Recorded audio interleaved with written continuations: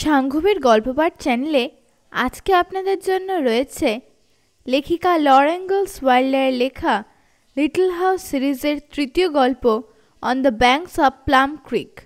আজকে রয়েছে দ্বিতীয় পর্ব।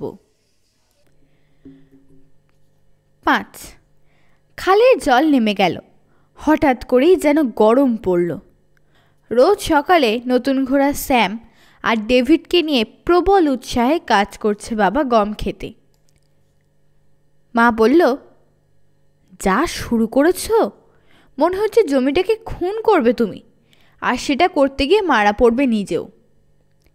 কিন্তু বাবা বলল, যথেষ্ট তুষার না পড়ায় শুকিয়ে খটখটে হয়ে আছে মাটি, সেই জন্যেই গভীর করে লাঙল দিতে হচ্ছে, বারবার মই দিতে হচ্ছে। এখন যত শীঘ্রই গম বুনে দেওয়া যাবে ততই ভালো ফসল হবে। তাই আঁধার থাকতে ধরছে কাজ, সন্ধ্যের আগে আর থামছে না। রোজ সন্ধে কান পেতে অপেক্ষা করে লরা।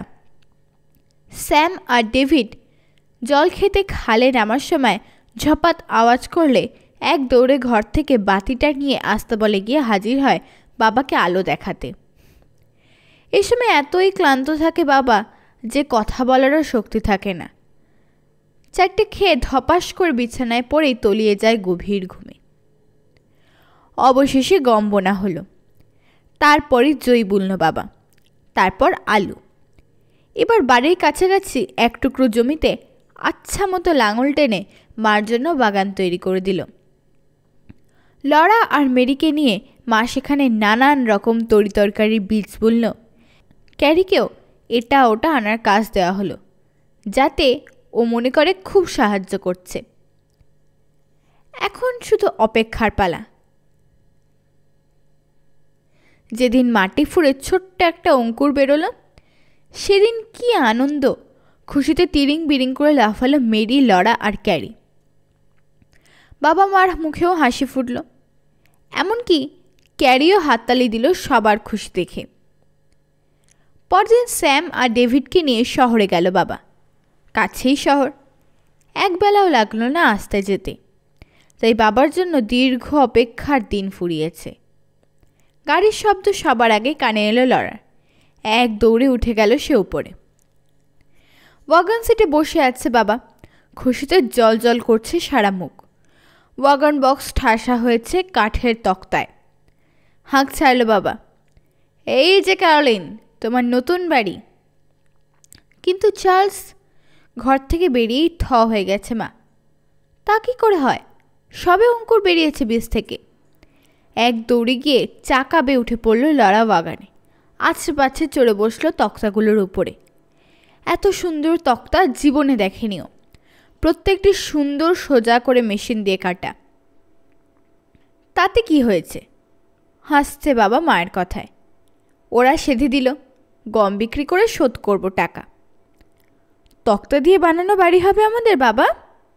জিজ্ঞেস করল লরা। হ্যাঁ ছটফটি, বলল বাবা। পুরো বাড়ি মেশিনে চেরা তক্তা দিয়ে তৈরি হবে, কাঁচের জানলা হবে। সত্যি, লরা দেখল পরদিন সকালে বাবাকে সাহায্য করার জন্য এসে হাজির হলেন মিস্টার নিলসন।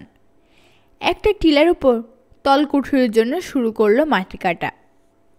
লরা আর মেরির মন পড়ে থাকে নতুন বাড়ির পাশে, কিন্তু সব কাজ শেষ না হওয়া পর্যন্ত ছাড়ে না মা ওদের। থালা বাসন ধুয়ে মুছে জায়গা মতো সাজিয়ে রেখে, বিছানা ঝেড়ে ঘর ঝাড়ু দিয়ে ঘরের কোণে সোজা করে ঝাড়ুটা রাখার পর ছুটি মেলে। পর মুহূর্তে উড়ে চলে যায় ওরা নতুন বাড়ির কাছে। দ্রুত এগিয়ে চলেছে বাড়ির কাজ। কাঠামো দাঁড়িয়ে গিয়েছে এখন। চারিদিকে ছোট বড় কাঠের টুকরো। রেদা করার ফলে পাকানো চলটা আর করাত দিয়ে কাটার ফলে সবখানে কাঠের টুকরো ছড়িয়ে রয়েছে। মিস্টার নিলসন আর বাবা ওপরে হাতুড়ি আর করাত নিয়ে ব্যস্ত। নিচে বসে দুই বোন টুকরো টাকরা সংগ্রহ করে নিয়ে তৈরি করে নিজেদের খেলনা বাড়ি। বাড়িটা দোতলা, নিচতলায় একটা শোয়ার ঘর আর একটা বসবার ঘর। দোতলাটা চিলে কোঠার মতো, ওটা মেরি আর লরার শোবার ও খেলবার ঘর। কাঁচ বসানো জানলাগুলো অতি সুন্দর। তক্তাগুলো এমন চমৎকারভাবে বসানো হয়েছে যে সামান্যতম ঠান্ডা বা এক ফোঁটা বৃষ্টিও ঢুকতে পারবে না ভিতরে। কদিন পর কাজ করতে করতে হঠাৎ বাবা ডাকলো ওদের। তোমাদের যদি একটা কথা বলি লরা মেরি, তোমরা সেটা গোপন রাখতে পারবে? পারবো বাবা, বলল ওরা। মাকে বলে দেবে না? প্রমিস? Promise promise. বাবা তখন পিছনের দরজাটা খুলে ডাকলো ওদের। ওরা গিয়ে দেখে দারুণ একটা চকচকে কালো কুক স্টোভ রাখা রয়েছে ওখানে। মাকে অবাক করে দেবে বলে বাবা ওটা কিনে এনে লুকিয়ে রেখেছে। এত সুন্দর স্টোভ জীবনে কখনো দেখেনি ওরা। ভারী স্টোভটা 2 হাতে তুলে লিভিং রুমে এনে জায়গা মতো বসালো বাবা। তারপর স্টোভ পাইপটা ফিট করলো ওর সঙ্গে। ছাদ ফুঁড়ে বেরিয়ে গেল ওটা আরও উপরে। ব্যাস, কাজ শেষ, বলল বাবা। কাল আমরা উঠে আসবো এই বাড়িতে। আজই আমাদের গর্তে ঘুমানোর শেষ রাত। গম খেতে পাশ দিয়ে ফিরে চলল ওরা ওদের গর্তে। দেখলো কলকলিয়ে বাড়ছে গমের চারাগুলো। আধ হাত লম্বা হয়ে গিয়েছে এখনই।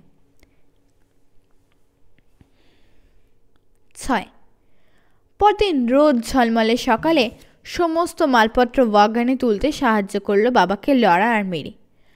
গোপন কথাটা চেপে রেখেছে ঠিকই, কিন্তু পেট ফেটে মরবার দশা হয়েছে ওদের। কিছুই সন্দেহ করেনি মা। টিনের চুলো থেকে গরম ছাই বের করে নিল, যাতে বাবা ওটা সহজেই বয়ে নিয়ে যেতে পারবে। জিজ্ঞেস করলো, ভালো কথা চার্লস, স্টোভ পাইপ কিনেছে তো বেশি করে? হ্যাঁ ক্যারোলিন, শান্ত গলায় জবাব দিল বাবা। লড়ার হাসি পেয়ে গেল। সেটা চাটতে গিয়ে কাশি এসে গেল। কি হলো লড়া? ভুরু কুচকে চাইল মা। ব্যাঙ ঢুকেছে তোর গলায়? ওয়াগন নিয়ে আগেই পৌঁছে গেল বাবা। বাকি সবাই টুকিটাকি জিনিসপত্র হাতে হেঁটে আসছে। সবার আগে আগে টলমল পায়ে হাঁটছে ক্যারি। দরজার কাছে দাঁড়িয়ে রয়েছে বাবা। চুলোটা দেখে মার কি প্রতিক্রিয়া হয় দেখবে।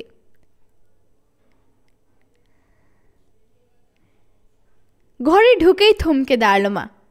মুখটা খুলেই বন্ধ করে ফেলল। তারপর দুর্বল কণ্ঠে বলল, আরে সর্বনাশ। লরা আর মেরি চেঁচিয়ে উঠে নাচানাচি শুরু করলো।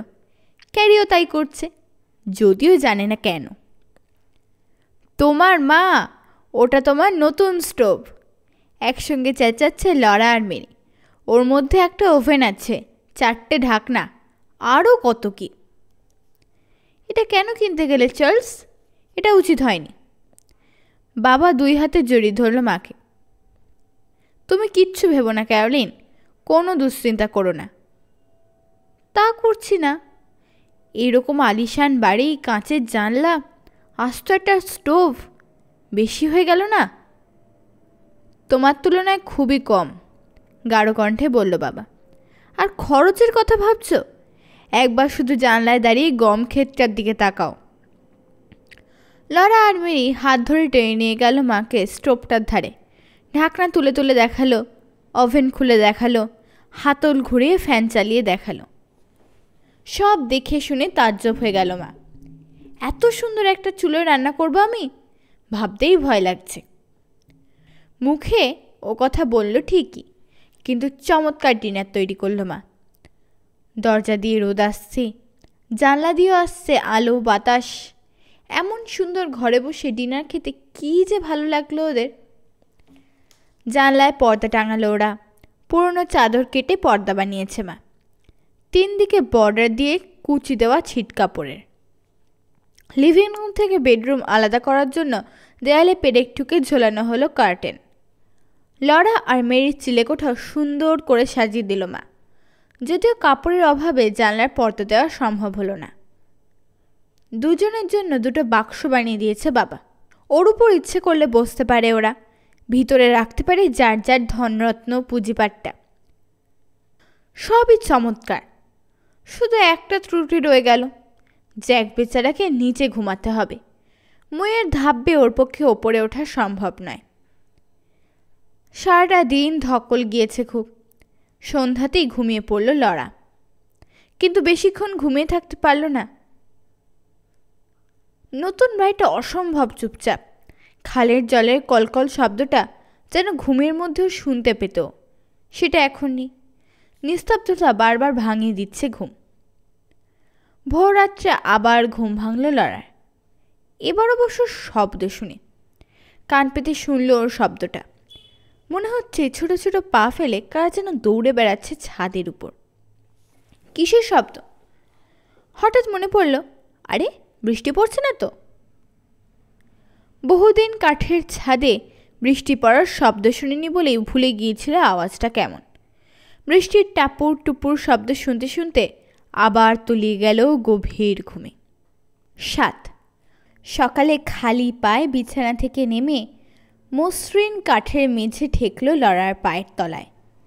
বুক ভরে শ্বাস টেনে পাইন কাঠের মিষ্টি গন্ধ পেল। পূব জানলার ধারে গিয়ে দাঁড়ালো।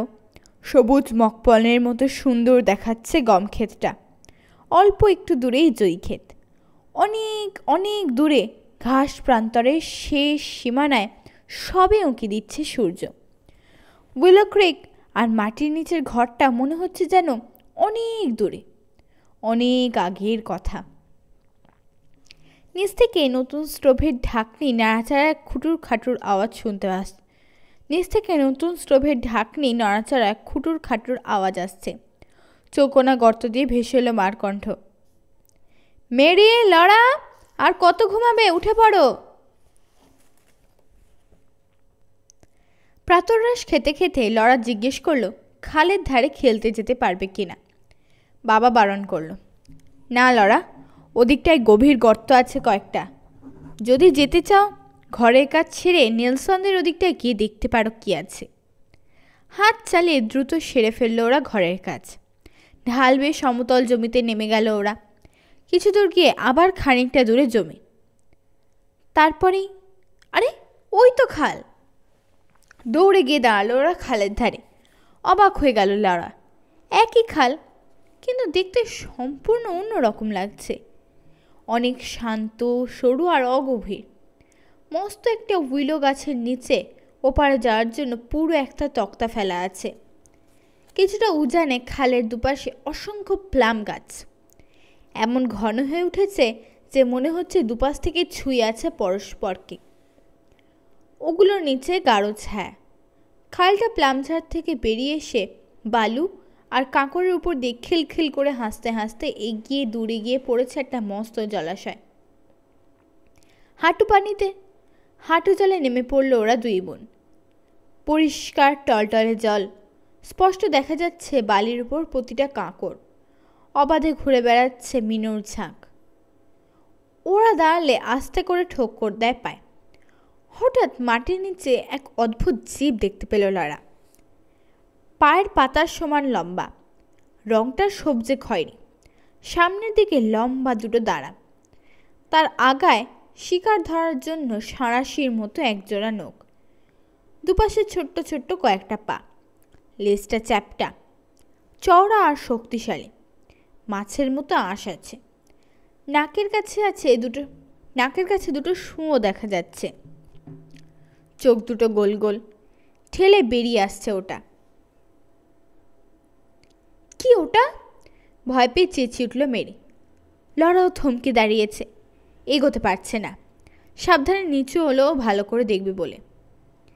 মুহূর্তেই গায়েব হয়ে গেল জিনিসটা। জল পোকাচ্ছে অনেক দ্রুত বেগে ছিটকে পিছিয়ে চলে গেছে ওটা একটা পাথরের নিচে। ধোয়ার মতো খানিকটা কাদা জল দেখা যাচ্ছে ওখানটায়। একটু পরেই পাথরের নিচ থেকে একটা দাঁড়া বের করলো চিমটি দেওয়ার ভঙ্গিতে। তারপর একটা চোখ বের করলো দেখবে ওদের মতলবটা কি। লড়া এক পা এগোতে আবার সাঁত করে ঢুকে গেল আস্তানায়। কিন্তু যেই জল ছিটিয়েছে অমনি লাফ দিয়ে বেরিয়ে এসে লড়ার পা চিমটি ধরার জন্য দাঁড়া চালালো। তীরে আসতে দেখে চেঁচিয়ে উঠে দৌড়ে পালিয়ে গেল ওরা ওটার আস্তানা থেকে দূরে। এবার লম্বা একটা কাঠি নিয়ে ওর পেছনে লাগলো দুই বোন। পরোয়া না করে কাঠিটাকে অনায়াসে ঘ্যাচ করে দুটুকরো করে ফেললো ওটা দাঁড়া দিয়ে। আরও বড় একটা কাঠি নিল ওরা। এবার আর ভাঙতে পারলো না বটে, কিন্তু একটা দাঁড়া দিয়ে আঁকড়ে ধরলো ওটা যতক্ষণ না লড়া ওকে পানির উপর তুলে ফেলল। রাগী দুই চোখ যেন গিলে খাবে ওদের। লেজটা গুটিয়ে রেখেছে নিচে। এবার দাঁড়াটা আক্রমণাত্মক ভঙ্গিতে খামচে ধরার চেষ্টা করলো। ধরতে না পেরে শেষে লাঠিটা ছেড়ে দিয়ে ঝুপ করে জলে নেমে পড়লো ওটা। পাথরের নিচে ঢুকে লক্ষ্য রাখলো ওদের উপর। ওরা যতবার লাগতে লাগলো ওটার সঙ্গে, ততবারই তারা খেয়ে পালাতে হলো এলাকা ছেড়ে। উইলোর ছায়ায় সাঁকুর উপর বসে খানিক জিরিয়ে নিল ওরা। কুলকুল আওয়াজ শুনল জলের। এবার আবার হাঁটু জল ভেঙে চলল প্লাম ঝোপের দিকে। কিছু দূর গিয়ে মেরি বলল, ও আর যাবে না, ওদিকে জল বেশি, তার উপর কাদা। ও তীরে উঠে বসে থাকলো। লড়াই একাই এগিয়ে গেল কাদার মধ্যে দিয়ে। প্লাম গাছগুলোর নিচে জল মনে হয় স্থির। পচা পাতা জমে রয়েছে পাড়ের কাছে।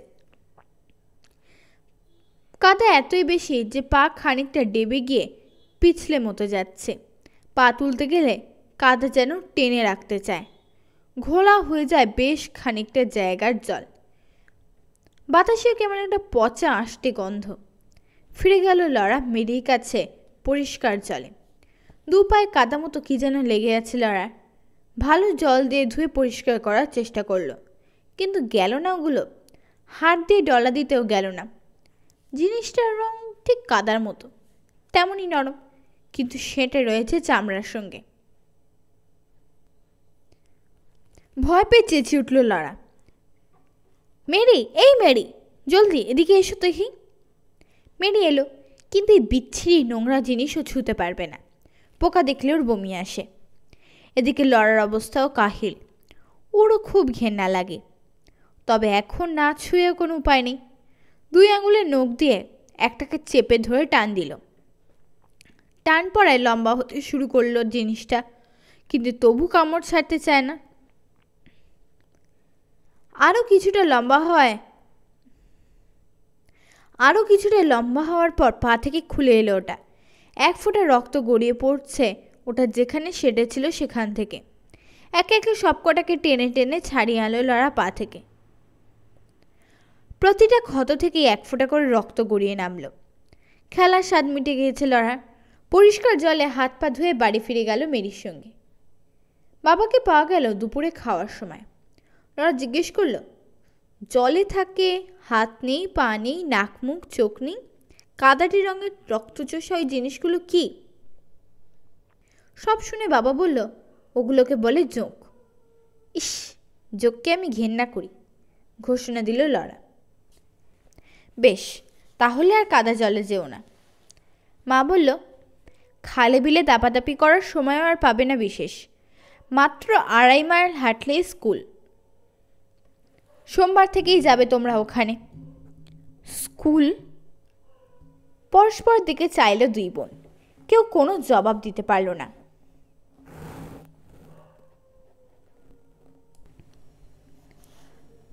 8 স্কুলে যাওয়ার কথা শুনে মাথায় যেন বাজ পড়েছে লড়ার। সারাটা দিন খালের ধারে না গিয়ে কি করে থাকবে বুঝতে পারছে না ও কিছুতেই। বারবার করে মাকে জিজ্ঞেস করলো, যেতেই হবে মা, স্কুলে না গেলে হয় না? মা বলল, প্রায় 8 বছরের বুড়ো ধাড়ির মুখে এ কি কথা, লেখাপড়া তো শিখতেই হবে।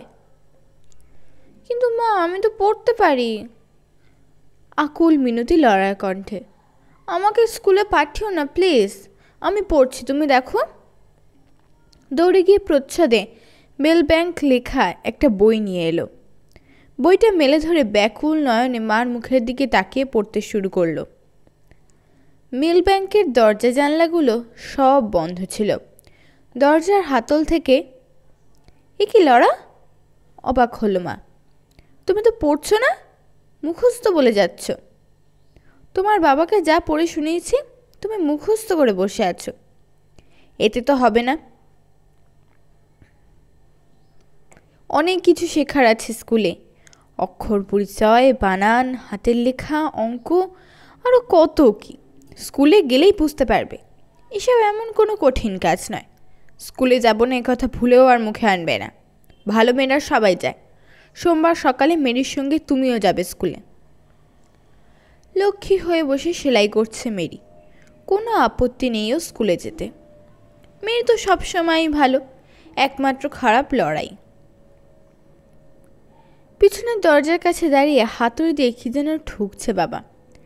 এত দ্রুত ছুটে বেরিয়ে এলো লড়া যে আরেকটু হলেই বাড়ি পড়তো ওর মাথায়। ইস রে, এক্ষুনি দিয়েছিলাম। তোমার এত তাড়াহুড়ো কিসের ছটফটি? কথা নেই বার্তা নেই, যখন তখন লাফিয়ে পড়ছো ঘাড়ের উপর।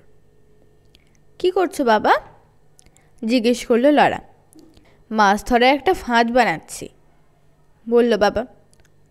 ধরো এই পেরেকগুলো, আমি চাইলেই একটা একটা করে দেবে আমার হাতে। মনের মতো কাজ পেয়ে লড়া মহা খুশি। কাঠের সরু ফালি দিয়ে ডালাহীন একটা বাক্সের মতো বানাচ্ছে বাবা। প্রতিটা ফালির মধ্যে কিছুটা করে ফাঁক। এটা দিয়ে মাছ ধরবে কি করে বাবা? অবাক হয়েছে লড়া। এটা যদি খালি চুবিয়ে রাখো মাছ ঢুকবে ঠিকই, কিন্তু বেরিয়েও তো যাবে ফাঁক গলে। দাঁড়াও, আগে বানিয়ে নিই, তারপর দেখো। পেরেক মারা শেষ করে ফাঁদটা কাঁধে তুলে নিল বাবা। চলো লড়া, ফাঁদটা পাতি গিয়ে। বাবার হাত ধরে নাচতে নাচতে চলল লড়া। খালের পাড় ধরে প্লাম ক্রিক ছাড়িয়ে আরও উজানে চলে গেল ওরা। খালটি এখানে অনেক সরু হয়ে গিয়েছে, জলের আওয়াজও প্রচণ্ড বেশি। ঝোপঝাড়ের মধ্যে দিয়ে এগিয়ে চলল বাবা। লড়াও চলল পিছু পিছু। হঠাৎ দেখতে পেল জলপ্রপাতটা। মাত্র কয়েক ফুট নিচে পড়ছে জল, কিন্তু তাতেই এত জোর আওয়াজ। নিচে পড়েই আবার লাফিয়ে উঠছে জল, পাখে ছুটছে সামনে। দুজন মিলে ফাঁদটা পাতল ঠিক জলপ্রপাতের নিচে। গোটা জলপ্রপাতটা পড়ছে এখন ফাঁদের ভিতর, কিন্তু লাফিয়ে উঠতে পারছে না। সরু কাঠের ফাঁক গলে বেরোতে হচ্ছে। এইবার বুঝলে, বলল বাবা। ওপর থেকে মাছ এসে পড়বে এখানে, ছোটগুলো বেরিয়ে যাবে ফাঁক গলে, কিন্তু বড়গুলো ওরা না পারবে জল বেয়ে উপরে উঠতে, না পারবে ফাঁক গলে বেরোতে। এই ফাঁদের মধ্যেই সাঁতার কাটতে হবে আমি না আসা পর্যন্ত। কথাটা শেষ হতে না হতেই বড় সড়ো একটা মাছ নেমে এলো ওপর থেকে। লাফিয়ে উঠল লড়া, তারপর চেঁচালো, দেখো দেখো বাবা। জল হাতড়ে খপ করে ধরল বাবা মাছটা, তুলে আনলো ওপরে। মোটা তাজা রুপোলি মাছটা কিলবিল করছে আর লেজ ঝাপটাচ্ছে। ফাঁদের মধ্যে ছেড়ে দিল বাবা ওটাকে। বাবাকে উপরে উঠে আসতে দেখে অস্থির কণ্ঠে বলে উঠল লড়া, বাবা, আর কিছুক্ষণ থেকে সাপারের জন্য কয়েকটা মাছ নিয়ে গেলে ভালো হতো না? এখন কাজ আছে লড়া, মাথা নাড়ল বাবা। আশা বলে কিছুটা মেরামতের কাজ আছে, বাগানে লাঙল দিতে হবে, তারপর একটা কুয়ো। একটু থেমে লড়ার দিকে চাইল। আচ্ছা ঠিক আছে হাত বোতল, একটু অপেক্ষা করেই দেখা যাক, হয়তো বেশিক্ষণ লাগবে না। পাড়ে বসে অপেক্ষা করছে ওরা। হঠাৎ মনে পড়ে যাওয়ায় জিজ্ঞেস করলো লড়া, বাবা, স্কুলে কি যেতেই হবে আমাকে? স্কুল তোমার ভালো লাগবে লড়া? এখানেই খালের ধারেই তো আমার বেশি ভালো লাগে বাবা। আমি জানি আধ বোতল। স্নেহ ঝরল বাবার গলায়। কিন্তু ভেবে দেখো, সবাই এই সুযোগ পায় না। তোমার মার সঙ্গে যখন আমার পরিচয় হয় তখন ও ছিল স্কুল টিচার। পশ্চিমে যখন রওনা হলাম তখন তোমার মাকে আমি কথা দিয়েছিলাম প্রথম সুযোগেই তোমাদের সুশিক্ষার ব্যবস্থা করব। এই জন্যেই শহরে এত কাছে আমরা জমি কিনলাম। তোমার প্রায় 8, মেরির বয়স 9। এখনই শুরু না করলে দেরি হয়ে যাবে। লেখাপড়ার সুযোগ যে পাওয়া যাচ্ছে, এই জন্যে তোমার নিজেকে ভাগ্যবান মনে করা উচিত লড়া। আচ্ছা, বলল লড়া একটা দীর্ঘশ্বাস ফেলে। ঠিক সেই সময় হঠাৎ করে জলপ্রপাত বেয়ে নেমে এলো আরেকটা মাছ। বাবা ওটাকে ধরার আগে এসে হাজির আরেকটা বড় দেখে 4টে মাছ নিয়ে ফিরে চলল ওরা বাড়ির দিকে। মাছ থেকে মার চক্ষু চড়ক কাজ। মাছগুলোর মাথা কেটে ফেললো বাবা প্রথমেই, তারপর নাড়ি ভুড়ি বের করে লড়াকে শেখালো কি করে মাছের আঁশ ছাড়াতে হয়। শেষ মাছটার আঁশ লড়াই ছাড়ালো। মা ওগুলো ময়দা মাখিয়ে চর্বি দিয়ে ভেজে নামালো। সেদিনের রাত্রের খাওয়াটা খুব জমজমাট হলো টাটকা মাছ ভাজা থাকায়। সব সময় তুমি কিছু না কিছু বুদ্ধি বের করেই ফেলো চার্লস, বলল মা। আমি যখন ভাবছি বসন্তকালটা তো তুমি স্বীকার করবে না, আমি কি করে চালাবো, ঠিক তখনই অফুরন্ত মাছের ব্যবস্থা করে ফেলেছ। বর্ষাকালটা সব জন্তু জানোয়ার আর পাখির বাচ্চা দেওয়ার সময় বলে বাবা কখনো এই সময় শিকার করে না। প্রশংসায় খুশি হয়ে বাবা বলল, দাঁড়াও না, এবারে গমগুলো তুলে নিই, তারপর থেকে রোজ আমরা তাজা গরুর মাংস খাবো। এরপর থেকে রোজ সকালে বাবা কাজে যাওয়ার আগে ফাঁদ থেকে মাছ এনে দেয়। নিজেদের খাওয়ার জন্য ঠিক যতটুকু দরকার তার চেয়ে একটাও বেশি মাছ আনে না কখনো। বাকি সব মাছ ফাঁদ থেকে তুলে ছেড়ে দেয় ভাটিতে। এক এক দিন এক এক রকম মাছ আনে বাবা। কোনো দিন পিকারেল, কোনো দিন ব্ল্যাক হর্ন বা বুলহেড, কোনো দিন শাইনার বা ক্যাটফিশ, অথবা এমন মাছ যার নাম বাবা নিজেও জানে না। সকাল বিকেল রাত 3 বেলা 3 ধরনের মাছ পায় বলে বিরক্তি লাগে না ওদের রোজ মাছ খেতে।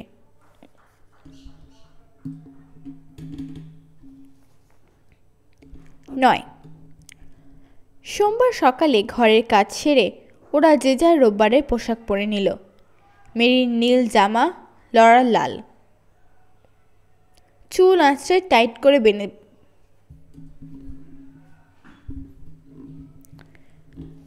মা, এটা যতটুকু হচ্ছে থাক, বুঝলে? বাকিটা পরের পর্বে দিয়ে দিচ্ছি, 9-এর আগে পর্যন্ত। সাংঘবের গল্পপাঠ চ্যানেলে আজকে আপনাদের জন্য ছিল লেখিকা লরা ইনগালস ওয়াইল্ডার লেখা লিটল হাউস সিরিজের 3য় গল্প on the banks of Plum Creek. আজকে ছিল 2য় পর্ব। আপনাদের যদি আমার গল্পপাঠ ভালো লেগে থাকে তবে অবশ্যই গল্পপাঠটিতে একটি লাইক দেবেন এবং গল্পপাঠটি বন্ধুদের সাথে শেয়ার করবেন। নমস্কার।